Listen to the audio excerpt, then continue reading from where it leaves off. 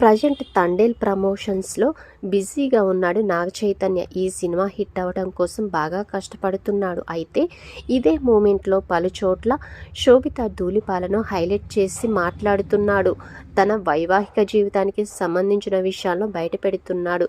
సరిగ్గా సమంతను పెళ్లి చేసుకున్న తర్వాత కూడా ఇదే విధంగా పలు ఇంటర్వ్యూలలో ఆమెను పొగిడేస్తూ ఆమెను ఓ రేంజ్లో చెట్టెక్కించాడు నాగ చైతన్య. పెళ్ళైన కొత్తలోనే ఆమె లేకపోతే నేను లేను అన్న రేంజ్లో సినిమాటిక్ డైలాగ్స్ వాడేశాడు. సీన్ కట్ చేస్తే ఆ తర్వాత వాళ్ళిద్దరూ భద్రశత్రువులుగా మారిపోయారు. విడాకులు తీసుకొని ఒకరి ముఖం ఒకరు చూడడానికి కూడా ఇంట్రెస్ట్ చూపట్లేదు. అయితే సమంత విషయంలో చేసిన తప్పే నాగ చైతన్య ఇప్పుడు శోభిత విషయంలో కూడా చేస్తున్నాడు అని, తన పర్సనల్ లైఫ్కి సంబంధించిన విషయాలను బయట పెట్టాల్సిన అవసరం లేదు అని, సినిమా ప్రమోషన్స్ కోసం శోభిత ధూళిపాలతో ఉన్న రిలేషన్ను బయట పెట్టాల్సిన అవసరం ఏముంది అంటూ ఫైర్ అవుతున్నారు జనాలు.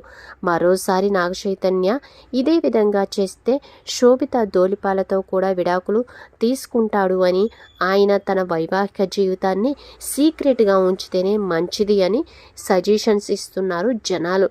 సోషల్ మీడియాలో మరోసారి సమంత, నాగ చైతన్య, శోభిత పేర్లు వైరల్గా మారాయి.